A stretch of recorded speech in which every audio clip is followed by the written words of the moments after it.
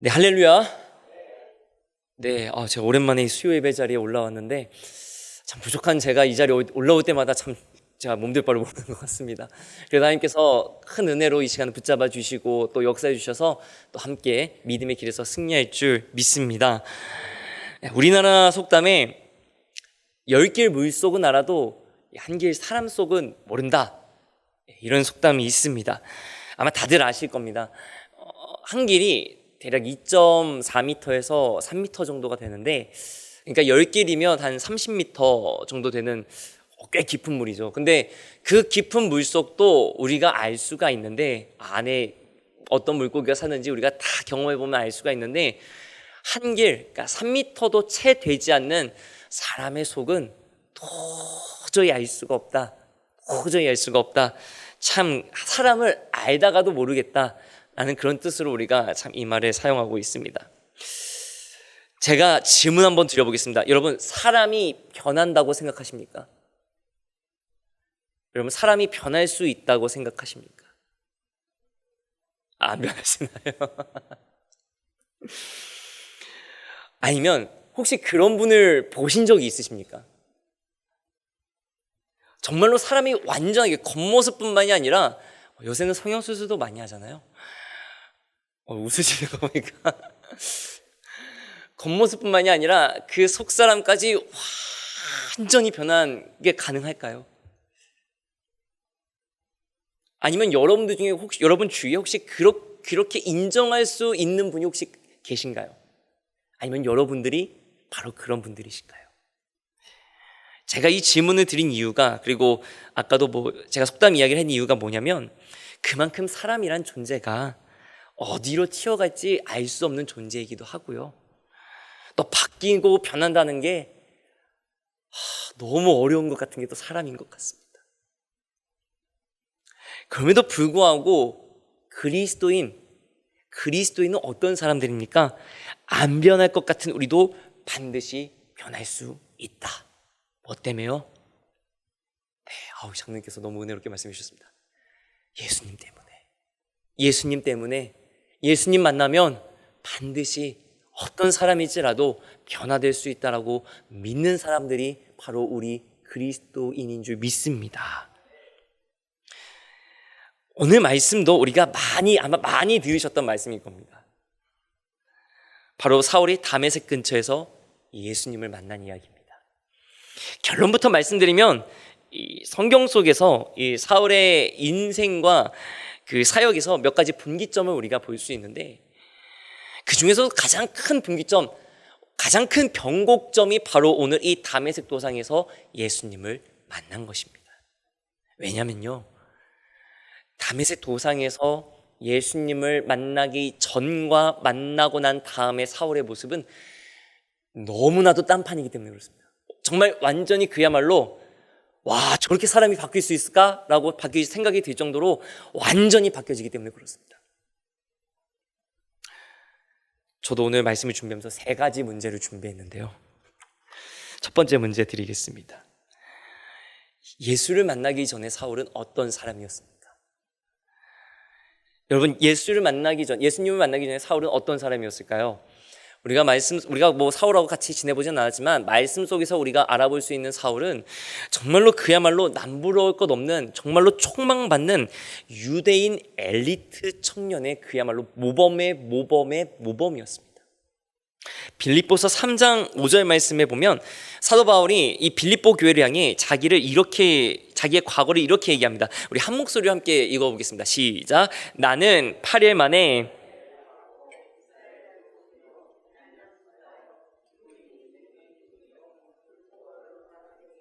아멘. 자, 사울이 이 빌립보 교회에 쓴 이 빌립보서에서 자신이 어떤 사람이었는지를 회상하는, 그러니까 내가 어떤 사람이었다라고 얘기하는 이 빌립보서 3장 5절 말씀을 볼 때, 이 말씀은 자기 자랑을 하려고 하는 게 사실 아닙니다.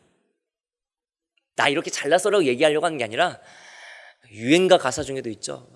찐이야. 완전 찐이야. 자기는 정말 찐 유대인이라는 거예요. 진짜 유대인 중에서도 유대인 중에서도 유대인 중에서도 나는 정말로 고르고 고를 수 있는 유대인 중에 하나다. 그 얘기를 하고 있는 거예요.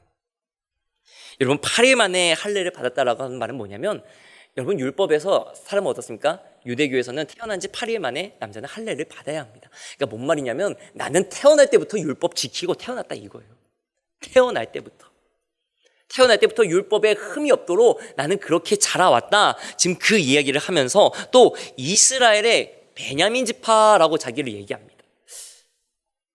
여러분 사도 바울이 왜 자기를 베냐민 지파라고 얘기했을까요? 이게 그냥 나는 베냐민 지파 출신이다라고 얘기하는 게 아닙니다. 여러분 이스라엘 역사를 우리가 살펴보면 구약 시대, 주전 기원전 722년에 아수르에 의해서 북이스라엘이 멸망합니다. 근데 북이스라엘은 이스라엘의 몇 지파로 구성되어 있습니까? 역시 여기 성도님들은 말씀을 너무 잘 보셔서 10지파로 구성이 되어 있습니다. 그러니까 이스라엘이 12지파 중에서 10지파가 북이스라엘에 속해 있고 나머지 2지파가 그 밑에 남유다에 속해 있습니다. 근데 10지파는 아수르에 의해 멸망당하면서 어떻게 되냐면 이 아수르가 민족성을 없애버리기 위해서 막 이주 정책, 강제 이주를 시킵니다. 다른 곳에서도 이방 민족들을 이 이스라엘 땅에 데려오고요. 또 이 이스라엘 사람들을 또 딴 데로 보내버립니다. 그러면서 이 민족성을 희석시키는데, 그러다 보니까 필연적으로 어떤 일이 생기냐면 혼혈이 발생하는 거예요. 서로가 같이 결혼하고 이게 살아야 되니까. 그러다 보니까 이 지역은 순수 유대인이 없습니다. 다 피가 섞인 사람들, 다 같이 사는 사람들입니다. 그래서 이 지역, 사마리아 지역을 유대인들이 예수님 시대 때 경멸한 이유가 뭐냐면, 야 너네는 이스라엘 하나님의 백성이라고 하면서도 너네 이방 민족의 피가 섞였잖아. 너네는 하나님 백성 아니야. 너네는 저 지옥의 장작불과 같은 이방인들하고 똑같은 놈들이야. 그래가지고 멸시했던 게 바로 그 이유입니다. 근데 반면에 남유다, 주전 586년에 멸망하는 이 남유다는 바벨론에 의해서 멸망하게 되는데, 바벨론은 좀 특이한 정책이 있습니다. 각 나라의, 각 민족의 그 독창성을 좀 인정하는 부분이 있었습니다. 그래서 바벨론 포로로 끌려간 이 포로들도 자기들만의 그 신앙을 잘 지킬 수가 있었습니다. 그래서 나중에 포로로 돌아왔을 때에도 어떻습니까? 이 남유다 출신 바벨론에 있었던 포로들은 하나님을 믿는 그 믿음을 그대로 가지고 돌아옵니다. 근데 이 남유다에 속해 있던 2지파가 어떤 지파입니까? 혹시 알고 계십니까? 유다 지파하고, 맞습니다, 베냐민 지파입니다. 유다 지파하고 베냐민 지파. 그렇다면 사도 바울이 지금 나는 베냐민 지파다라고 하는 이유가 뭐라는 게 뭡니까? 우리 집안은 그 포로 생활 속에서도 하나님 말씀 지키고 율법 지키고 하나님의 백성으로 살았던 거룩한 집안이야. 그야말로 찐이야. 그렇게 지금 얘기하고 있는 거예요. 또 사도행전 22장에서 이 사도가 된 사울, 이 바울이 예루살렘에서 잡혀서 이 유대교 공회에서 자신을 변호할 때에 자기 자신을 이렇게 소개합니다. 사도행전 22장 3절 하반절에 가말리엘의 문화에서 우리 조상들의 율법의 엄한 교훈을 받았고 오늘 너희 모든 사람처럼 하나님께 대하여 열심히 있는 자라. 하나님께 대하여 뜨거운 열정이 있는 사람, 그 사람이 바로 사울이었습니다. 바울입니다. 근데 그 위에 보면 가말리엘 문화에서 우리 조상들의 율법에 엄한 교훈을 받았다. 엄하다. 이 엄하다라는 게 어떤 정도로 엄하냐면, 엄하다라는 의미냐면, 우리는 글을 보면 그냥 내용이 맞으면 된다고 생각하지만 이 엄하다라고 하는 말은 어떤 거냐면요, 토시 하나, 띄어쓰기 하나, 그것도 틀려선 안 되게끔 교육을 받은 겁니다. 그러니까 똑같이 써도 너 띄어쓰기 안 해서 다시 해.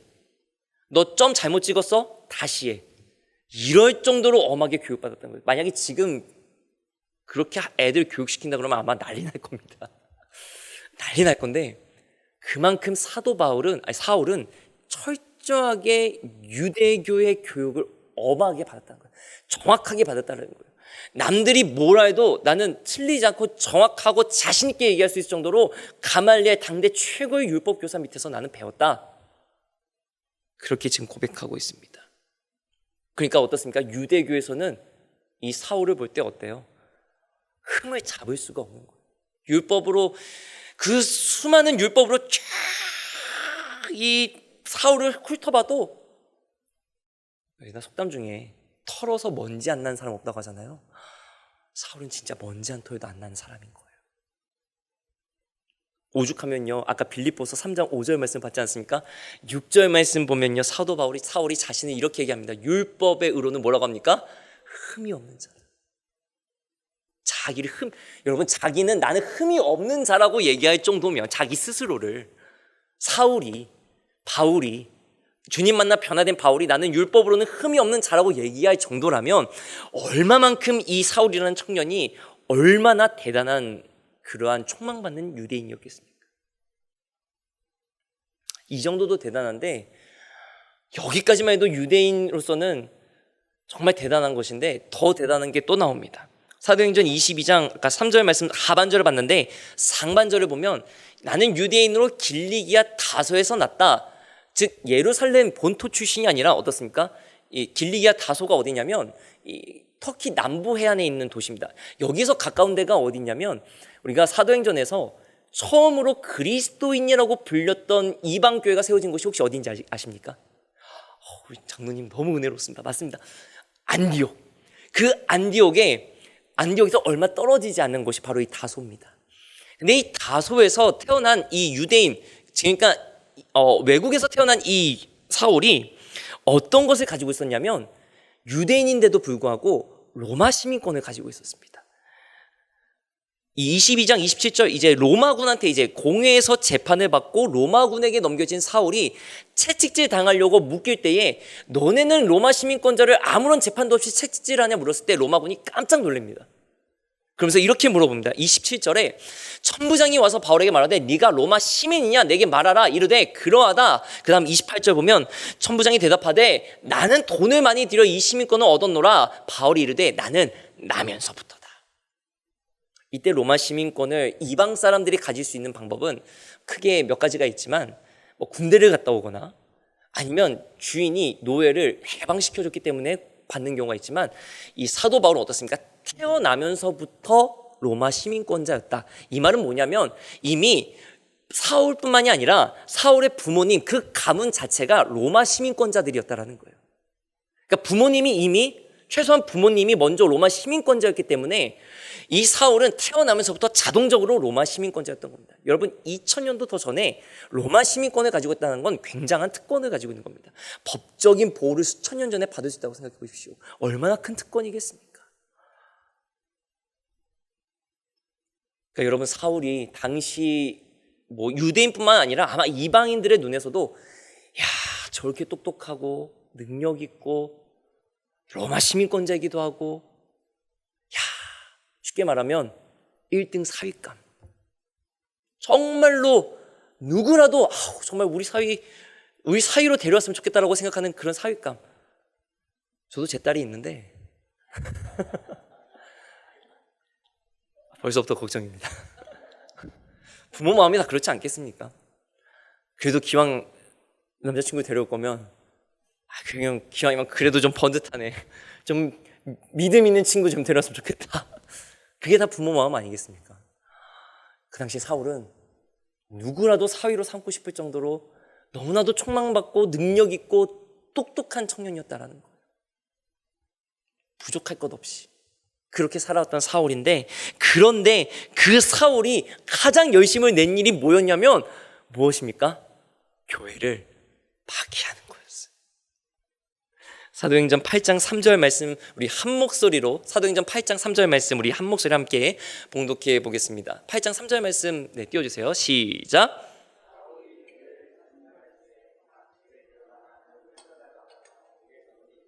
아멘. 사울이 교회를 박해하는데 어느 정도로 박해하냐면 뭐라고 써 있습니까? 잔멸했다. 잔멸.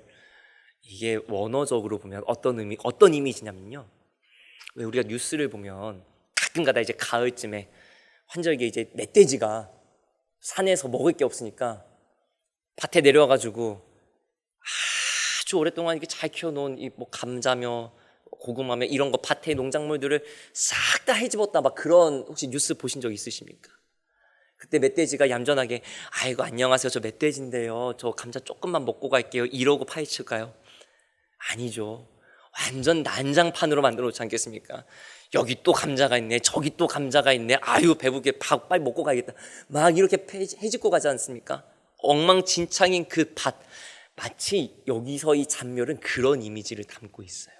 그러니까 사울이 이 잔멸했다 교회를 박해했다 했을 때 뭐 그리스도인들을 잡아 가뒀다 했을 때 지금처럼 경찰이 와서 뭐뭐뭐 씨 뭐뭐뭐 제목으로 인해서 저희가 영장 청구하고 체포하겠습니다 이게 아니라 교회가 보이면 그야말로 난리를 치는 겁니다. 다시는 모이지 못하도록 다 부셔버리고, 왜 드라마에서도 빚쟁이들이 오면은 막 어디놓고 가시는 거 있지 않습니까? 마치 그런 것처럼 교회 기물이란 것들은 다 망가뜨려 놓고 부셔버리고 박살내버리고 다시는 여기에 못 모이도록 엉망진창으로 만들어 놓은 다음에 남자건 여자건 어린아이건 노인이건 예수 믿는다 그러면 그냥 싹 잡아 가다 버리는 것, 이게 잔멸하다는 의미예요. 그러니까 다시는 거기에 교회가 안 세워지도록, 다시는 거기서 믿음 생활 못하도록, 다시는 그리스도인들이라고 떠벌리고 다니지 못하도록, 죄송합니다 그런 표현을 좀 썼습니다. 그럴 정도로 사울은 아주 열심으로 교회를 박했다는 겁니다. 잔멸은 그런 의미를 담고 있습니다. 그래서 빌립보서에서 바울이 자신의 그 옛날의 모습을 어떻게 얘기하냐면 빌립보서 3장 6절에 상반절에 이렇게 얘기합니다. 열심으로는 교회를 박해하고,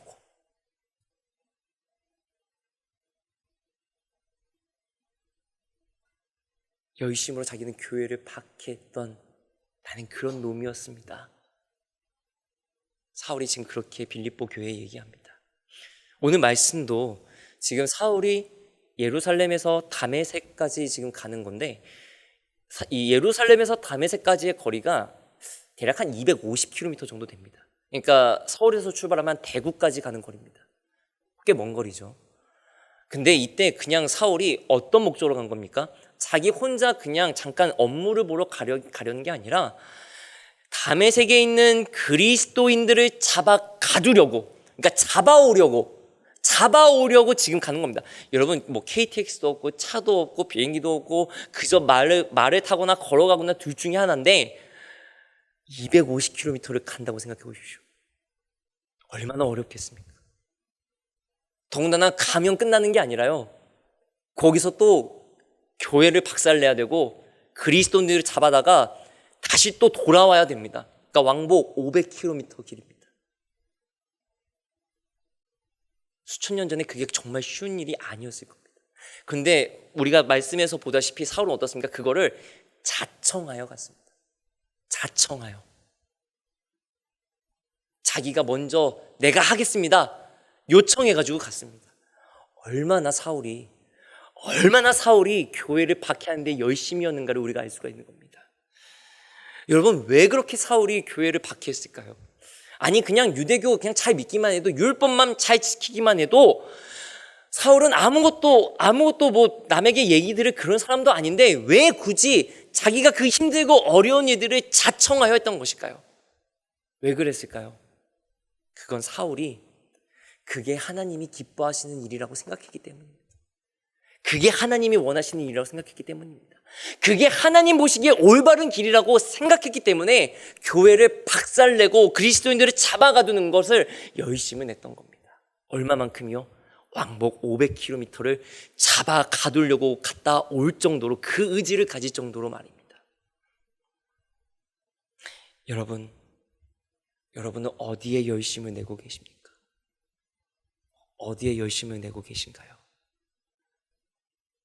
지금 여러분들이 가장 열심으로 힘을 다하고 있는 것은 무엇입니까? 그리고 그 열심을 가지고 무엇을 이루고 계십니까? 우리는 올바른 믿음의 열심을 내야 할 줄 믿습니다. 여러분, 믿음에는 나이도 성별도 학벌도 재력도 없습니다. 그저 내가 예수님을 믿느냐 안 믿느냐, 순종하느냐 못하느냐만 있습니다. 자, 우리 성도님들은 올바른 믿음의 일에, 이 믿음의 길에 열심을 내는 그리스도인으로 이 믿음의 길에서 반드시 승리해야 할 줄 믿습니다. 두 번째 문제로 넘어가겠습니다. 하나님으로부터 사울은 어떤 이야기를 듣고 싶었을까요?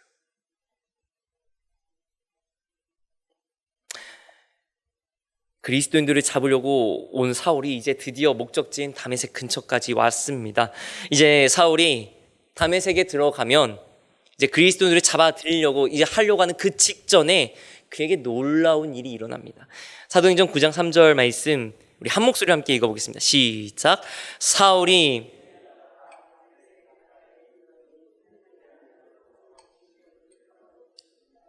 아멘. 갑자기 하늘에서 빛이 사울을 환하게 비췄다라고 하는 이 말은 사울이 지금 겪고 있는 일이 사람이 지금 막 꾸며내고 조작해서 만드는 것이 아니라는 겁니다. 지금 하나님이 사울에게 역사하고 계시다라고 하는 것을 분명하게 보여주고 있는 것입니다. 그리고 바로 그 뒤 4절을 보면 그런 사울을 누군가가 부르는데 그 모습에 대해서도 이렇게 얘기합니다. 4절 말씀 우리 다시 한번 한 목소리 읽어보겠습니다. 시작. 땅에 엎드려져 들음에 소리가 있어 이르시되 사울아 사울아 내가 어찌하여 나를 박해하느냐. 자, 잘 보시면 땅에 엎드러져라고 지금 번역이 되어 있습니다. 혹시 여러분들 중에 이 장면을 어떻게 생각하고 계십니까? 사울이 어떤 모습으로 엎드러져 있다고 생각하십니까? 많은 분들 중에서는 이때 사울이 엎드러진 게 호련히 하늘에서 빛이 자신을 둘러싸니까 놀라운 일들이 일어나니까 사울이 깜짝 놀래가지고 말에서 떨어져서 어찌할 바 못하고 지금 댕글댕글 구르는 가운데 엎드러져 있는 것이다 라고 생각하시는 분들이 계실지 모르겠습니다. 그런 이미지로 혹시 보고 계신지 모르겠습니다. 그런데 원어적으로 보면 이때 엎드러졌다라고 하는 이 표현은 어떻게 엎드려진 거냐면요, 사울이 자기 의식을 가지고 지금 엎드려 있는 겁니다. 그러니까 뭐냐면 놀래가지고 말에서 떨어져서 아이고 나 죽네 하면서 막 그렇게 엎드려져 있는 게 아니라 지금 뭔가 나에게 무슨 일이 일어나고 있구나, 그것을 알아차리고 자기 스스로 말에서 내려서 바짝 엎드려 있다는 것입니다. 그러니까 고통 가운데 지금 몸부림치고 있어서 뭐 다른 거 신경 쓸 겨를이 아니라 지금 사울이 분명하게 의식을 가지고 지금 엎드려져 있다는 것입니다.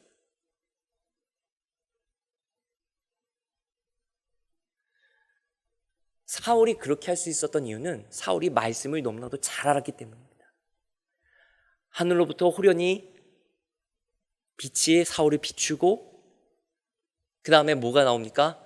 사울아 사울아. 사울을 2번 부릅니다.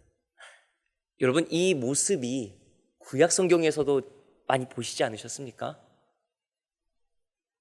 바로 하나님이 누군가를 부르실 때, 하나님이 누군가를 만나실 때 이렇게 나타나십니다. 출애굽기 3장 4절 말씀에 모세를 부르실 때 이렇게 말씀하셨습니다. 여호와께서 그가 보려고 돌이켜 오는 것을 보신지라 하나님이 떨기나무 가운데서 그를 불러 이르시되 모세야 모세야 하시매. 또 사무엘상 3장 10절을 보면 어린 사무엘을 하나님이 이 성소에서 부르실 때도 어떻게 부르시냐면 여호와께서 임하여 서서 전과 같이 사무엘아 사무엘아. 그렇습니다. 지금 사울은 하나님을 만난 것입니다. 근데 사울이 지금 그것을 분명하게 알고 있는 것입니다.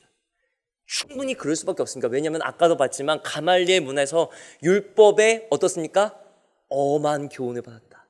얼마나 엄했다고요? 토시 하나 띄어쓰기 하나 틀리지 않게, 그럴 정도로 사울은 철저하게 율법을 교육받았습니다. 그렇다면 지금 내게 닥치고 있는 이 현상, 하늘이 빛을 비추고 사울아 사울아 나를 부르시는 음성이 들리는 이 현상을 바라봤을 때 사울은 분명하게 알았던 것입니다. 하나님이 나를 부르시는구나. 그냥 말씀으로만 봤던, 율법으로만 알았던, 스승으로부터만 배웠던 그 하나님이 지금 드디어 나를 불러주시는구나. 그것을 알았기 때문에 사울은 자기가 말에서 내려서 땅에 엎드려져 지금 뭘 하고 있는 겁니까? 하나님의 음성을 기다리고 있는 것입니다. 하나님 내게 말씀하여 주시옵소서. 제가 듣겠습니다. 지금 그러기 위해 땅에 엎드려져 있는 것입니다. 이제는 그냥 기록으로만 배웠던 하나님이 내 눈앞에 내 귀로 듣고 볼 수 있는 하나님으로 만난 것입니다. 자, 여러분들이 사울이라면 이때 하나님이 어떤 말씀을 해주시기 원하셨을까요? 여러분들이 이 상황에 사울에서 지금 하나님을 만났습니다. 어떤 음성을 듣고 싶으셨을까요? 칭찬이요. 다행이시네요. 6자리 숫자라고 얘기해 주셔서 번호 6개, 숫자 6개 말씀해 주셔가 아니셔서 그렇습니다. 아마 그랬을 겁니다. 사울은 지금 하나님의 음성을 기대하는데 아마 이런 음성을 기대했을 겁니다. 그래, 사울아, 너 정말 열심히 나를 위해 헌신하고 있는 거 내가 너무 잘한다. 너 그 그리스도인들이라고 하는 사람들 잡아 가두고 있지. 교회를 잔멸하는데 열심히고 있지. 너무나도 잘하고 있어. 그 사람들은 나를 욕보이고 있는 사람들이야. 너 더 열심히 해. 내가 더 힘을 줄게. 너 지금 잘하고 있어. 아마 하나님의 음성을, 사울은 이러한 하나님의 음성을 듣고 싶지 않았겠습니까?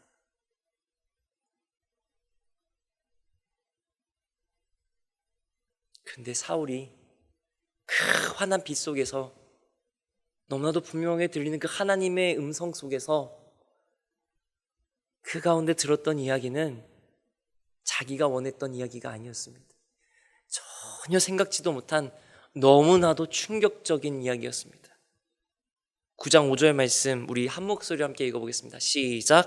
대답하되 주여 누구시니까? 이르시되 나는 네가 박해하는 예수라. 본래 사울의 생각이라면 이때 하나님이 뭐라고 말씀하셔야 되나요? 사울아, 나는 아브라함과 이삭과 야곱의 하나님, 너희 이스라엘을 지키는 하나님, 그렇게 이야기를 들어야 할 텐데 지금 사울이 듣는 말은 무엇입니까? 나는 네가 박해하는 예수다. 사실 사울은 예수님을 직접 만난 적도 없습니다. 직접 괴롭힌 적도 없고요. 그저 예수님 믿는 사람들을 괴롭히고 교회를 무너뜨리는 데만 열심히 했던 사람입니다. 그런데 주님은 그런 사울을 향해 너가 박해했던 건 그 다메섹에 사는, 예루살렘에 사는 그 사람이 아니라 바로 나다. 바로 나다. 그렇습니다. 사울이 박해했던 것은 본질적으로 그리스도인 사람이 아니라 누굽니까? 예수님을 박해한 겁니다.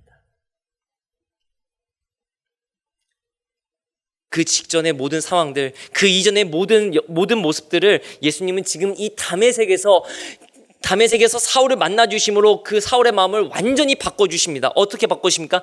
너가 그토록 열심히 하나님을 위한다 했지만, 너가 정말 믿음 생활 잘한다 했지만, 너가 정말 율법을 잘 지킨다 했지만, 그러나 너가 가말리엘 문화에서 그렇게 배웠다고 자랑했던 것들, 그 율법들, 토시 하나 틀리지 않고 띄어쓰기 하나 틀리지 않고 배웠던 그 율법들, 그러나 너는 정작 하나님에 대해서는 아무것도 몰랐다.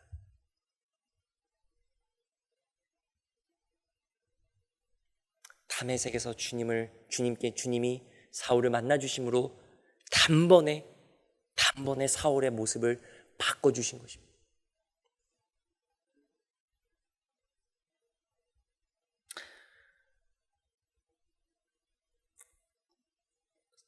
사울은 교회를 핍박하는 데 열심히 했습니다.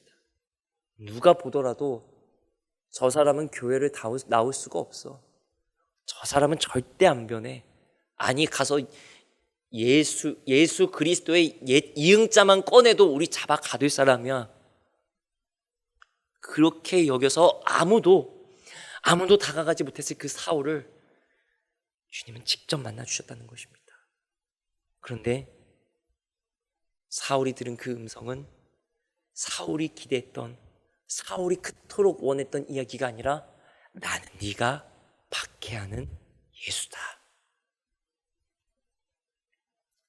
여러분은 하나님한테 어떤 음성을 듣고 싶으십니까? 어떤 응답을 받고 싶으십니까? 칭찬을 받고 싶으십니까? 인정을 받고 싶으십니까? 여러분, 우리가 하나님 앞에 칭찬받아야 될 것은 무엇일까요? 우리가 하나님 앞에 설 때에 영재야 참 잘했다, 우리가 하나님께 칭찬받아야 될 일은 무엇일까요? 그것은 다른 게 아닙니다. 바로 믿음의 일로 인해 우리는 칭찬받아야 될 줄 믿습니다. 우리는 믿음으로 말미암아 칭찬받아야 될 줄 믿습니다. 사람에게 칭찬받는 게 아니라, 사람에게 인정받고 하나님한테 인정받으려고 하는 게 아니라, 그래, 하나님은 나를 다 알고 계셔. 남들은 다 몰라도 하나님은 다 보고 계셔. 그럴 때 하나님은 반드시 우리의 그 믿음을 보시고 더 큰 은혜 부어주시고 능력의 말씀으로 믿음의 길로 인도하신 하나님이신 줄 믿으시기 바랍니다. 이 믿음의 길에서 우리가 좌고우면하지 않고 올바르게 믿음의 길을 걸어갈 수 있기를 주님의 이름으로 간절히 축원합니다. 마지막 세 번째 문제입니다. 사울은 어떻게 변화되었습니까? 여러분, 하나님께 칭찬받을 줄 알았던 사울이 나는 네가 박해하는 예수다라는 이 음성을 들었을 때 사울의 심정이 어땠을까요? 아마 온 세계가 다 무너지는 그런 느낌이었을 겁니다. 지금까지 내가 평생을 배웠고 평생을 지켜왔던 그 율법과 그 유대교의 모든 조항들이, 하나님의 말씀들이 와르르 와르르 무너져 내렸을 겁니다. 그러면서 자기 스스로는 나는 그토록 많이 배웠고 그토록 열심을 내었건만 나는 하나님에 대해서 아무것도 모르고 있었구나, 나는 아무것도 아니었구나라는 걸 이때 사울은 뼈저리게, 정말로 뼈저리게 깨달았을 겁니다. 그 사실에 얼마나 사울이 괴롭겠습니까? 하나님을 향한 열심을 가지고 있던 이 사울이 정작 자기가 했던 그 모든 일들이 하나님을 가리우는 일이었다라고 것을 깨달았다면 얼마나 괴로움에 몸부림쳤겠습니까? 이 사건으로 예수님을 만난 사울은 이제 그 삶의 방향이 완전히 바뀌게 됩니다. 교회를 잔멸하기 위한 육신의 수고도 마다하지 않았던 그 사울이 예수님을 만나니 예수님을 위한, 교회를 위한, 복음을 위한, 하나님 나라를 향한 진정한 열정이 이 사울을 사로잡아서 그의 삶이 어떻게 되었습니까? 그가 잡아가두었던 그리스도인으로, 주님의 제자로, 거룩한 사도로 변하게 됩니다. 빌립보서가 이제 바울이 이제 로마에서 순교하기 얼마 남지 않았던 시점에 쓴 편지인데, 그 마지막 순간에 사도 바울은 빌립보 교회를 향해 자신의 지금의 모습을, 지금까지의 그 사역의 모습을 이렇게 고백합니다. 우리가 암송 말씀으로도 외웠던 빌립보서 3장 14절 말씀을 우리 한 목소리로 함께 봉독해 보겠습니다. 시작. 표대를 향하여 그리스도 예수 안에서 하나님이 위에서 부르신 부름의 상을 위하여 달려가노라. 이전에는 예루살렘에서 다메섹까지 그리스도인들을 잡아 가두고 교회를 무너뜨리기 위해서 열심으로 달려갔던 그 사울이었지만, 주님을 만난 뒤로 사울은 바울이 되어서 예수님을 향하여, 교회를 위하여, 하나님 나라를 위하여 그 표대를 보고 주님 안에서 달려가는 사도가 되었습니다. 그리고 사울은 이제 자신의 존재 자체가 하나님이 살아서 역사하신다라는 믿음의 증거가 됩니다. 누구보다도 사람은 예수님을 만나면 변할 수 있다라는 것이, 그 증거가, 가장 확실한 증거가 바로 사울 자신이 됩니다. 소중한 교인교회 성도님 여러분, 여러분들은 주님을 어떻게 만나셨습니까? 여러분들이 주님을 만나셨던 그때의 모습은 어떤 모습이셨습니까? 그리고 예수님은 지금 여러분들을 어떻게 부르고 계십니까? 사울아, 사울아, 다메섹 도상에서 사울을 부르셨던 주님, 저 사람은 도저히 교회에 나올 수가 없어. 저 사람한테 복음 전했다가 내가 큰일 나. 모두가 그렇게 생각했던 사울을 주님이 직접 만나 주시니 사람은 할 수 없어도 하나님은 들어서 사용하시는 놀라운 역사가 일어났습니다. 놀라운 변화가 일어났습니다. 그렇습니다. 세상은 사람은 절대 변하지 않는다라고 얘기합니다. 그래서 세상 속담에 이런 말도 있죠. 머리 검은 짐승은 거두는 것이 아니다. 이런 말도 있죠. 그만큼 사람이 변하기도 어렵고 신뢰하기도 어렵다라는 말입니다. 그러나 그리스도인은 아까도 제가 처음 시작해서 말씀드렸지만 어떻습니까? 어려운 사람일지라도, 도저히 변할 것 같지 않은 그 사람일지라도 예수님을 만나면 주님이 나를 만나 주셨던 것처럼 저 사람도 변화될 수 있다라고 믿는 사람들이 바로 그리스도인인 줄 믿습니다. 사울이 주님을 만나 변화되어서 바울이 된 것처럼, 그리고 그 사울을 만나주셨던 하나님이 지금 우리를 만나시기 위해 부르고 계신 줄 믿으시기 바랍니다.